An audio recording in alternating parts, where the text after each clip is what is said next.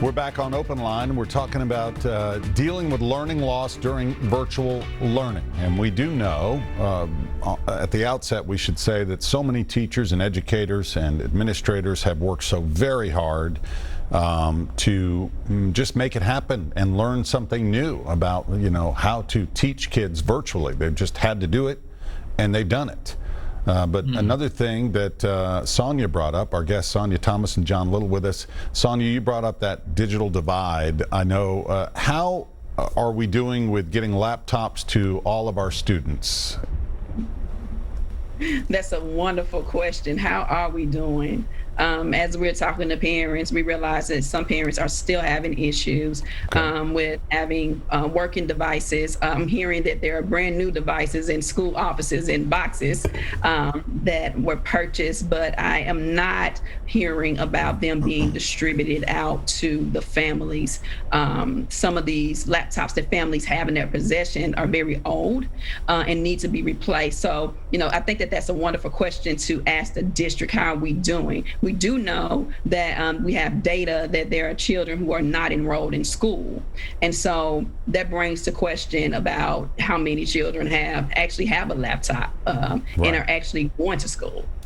Yeah. And then there's also the issue of you can't really do much with a laptop unless you have access to the internet as well. Absolutely. And high-speed internet. A hotspot is a hit or miss. It doesn't work all the time. And so if they don't have access to high-speed internet, then we still have a problem. Yeah. And one of the things that we do at PROPEL, we talk to parents, we reach out, and it helps because, I want to say a few years ago, I think we got rid of our family engagement office through MNPS due to budget cuts. And they really serve the purpose of reaching parents where they are. The Parent Advisory Council, school level, they were there. And I think without that, we have a lot of blind spots.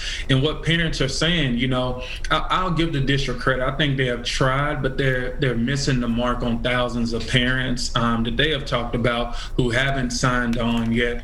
But I think we have an opportunity to dig deep into how do we really do family engagement again. When there was a lawsuit against the district around rezoning in 2008, I don't know if you guys remember this, but the district was being sued based on the busing, right? And parents said that I shouldn't have to follow these rules because they're not going to educate my kids. And one thing the district did, and this is why I hold them accountable, they made contact with 100% of students and families in Metro Nashville Public Schools in 2008. And I applaud them for that in 2008 because that was a crucial decision. But now at this time, this is just as tragic. And I think we need to pull out all stops in order to get in contact with all families. So when that family engagement office closed down, what replaced it?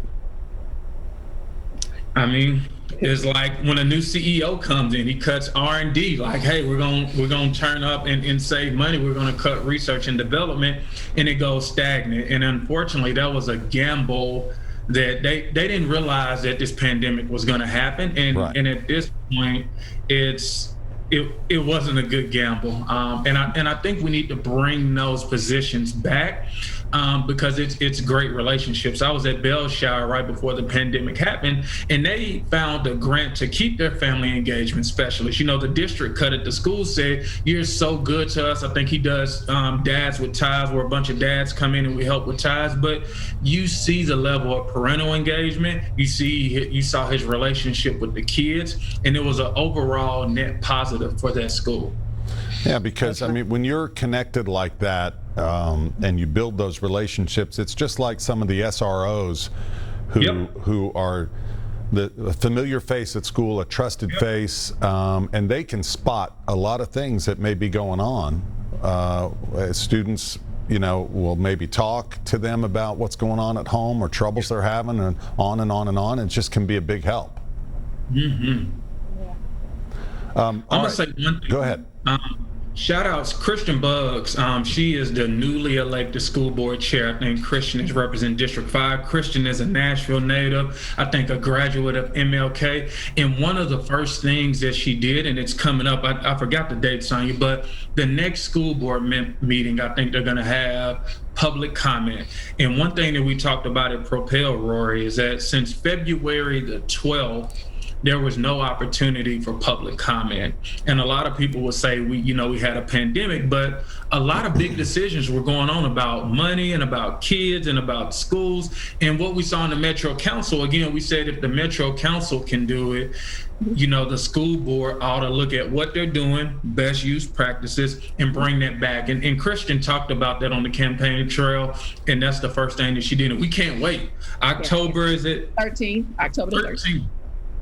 So there's going to be via Zoom or online, obviously, a chance for parents to publicly comment to the school board. Yes, on different issues. And that hasn't happened since February 12th.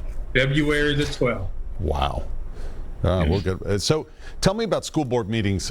Is there a representative from your group at every one or watching every one? We watch, our families watch.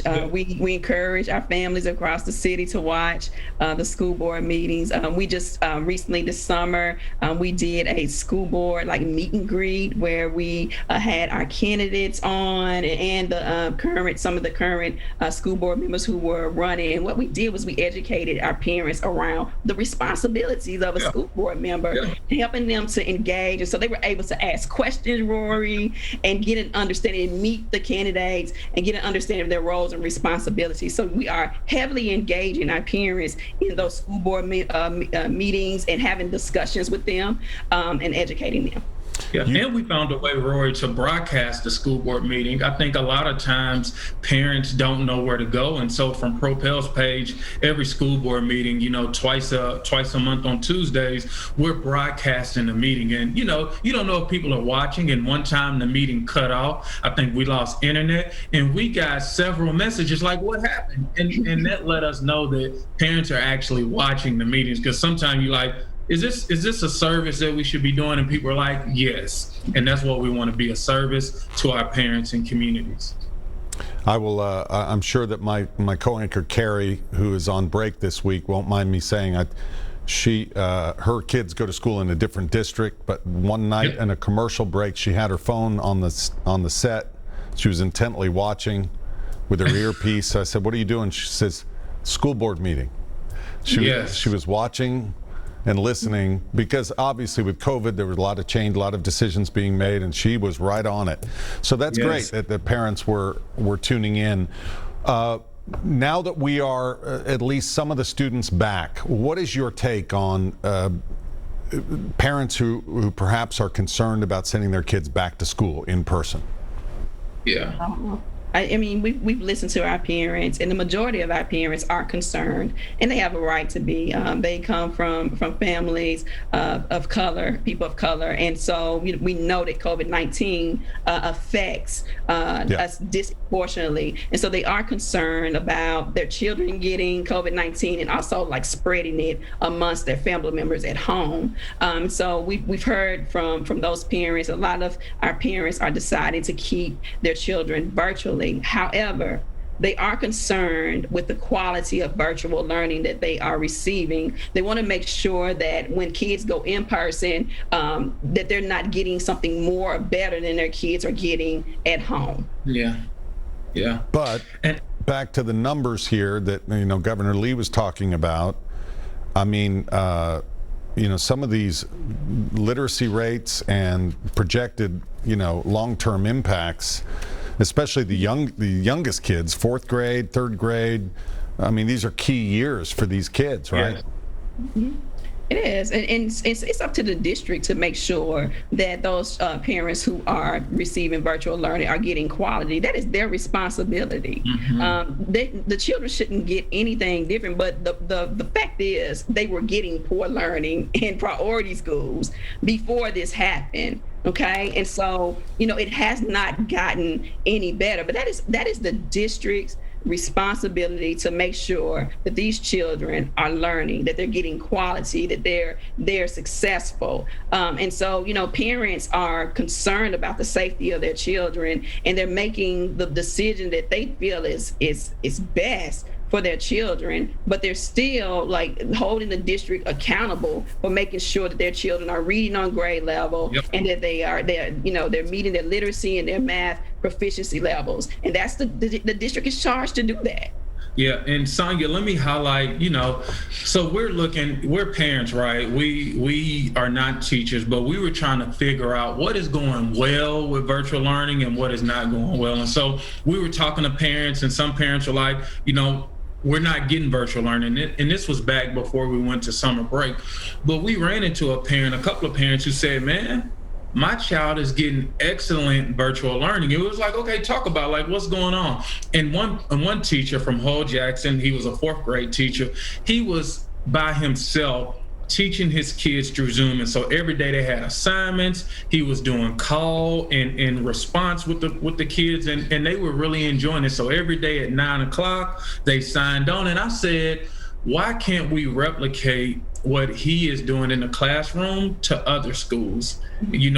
And then there was another parent I'm not going to say their name because it's negative, but they said they looked at their kids' Zoom and it was just a bunch of kids just going crazy online. And you saw this poor teacher trying to talk about passing out gift cards so the kids can be quiet and listen. And so you just realize at that point, no learning was going on there. Right. I've heard that too, that it's been a struggle. It really has for a lot of teachers who are trying very hard. Speaking of teachers, what is your relationship like with the teachers union? So I've met with Amanda. Cordial. I don't have anything against a teachers union. Teachers union, they represent what they represent, and that is, the best interest of teachers, and they protect that with teachers. So I don't think we have a problem with teachers unions per se. We're focusing on our children. We're not out here trying to start scuffles with people. We always make sure that we're focused on children. Now, I always say that anybody can get it. And if people are not focused on children, then they do have a problem with us. But we haven't had a problem with the teacher. John mentioned earlier about not being combative, and I can imagine though, if you're a teacher or an administrator, and here comes this grassroots movement of parents, you both have very outgoing personalities. You're very positive. You have to really remain that way and kind of reassure them, hey, we're not here to undermine. We just want to help. We want to do what's best.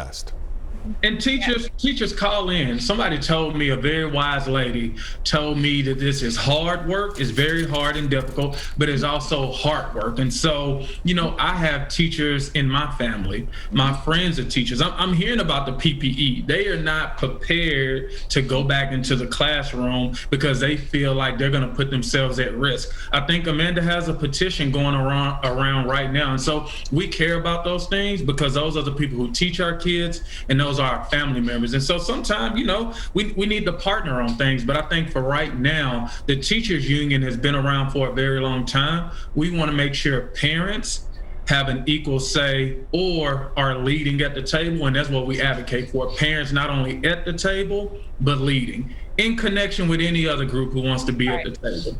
That's right. All right. With that, we're going to take another break. And our final full segment with our guests will be right after this, everybody. 737+ if you'd like to call in. We'll be right back. This goes fast.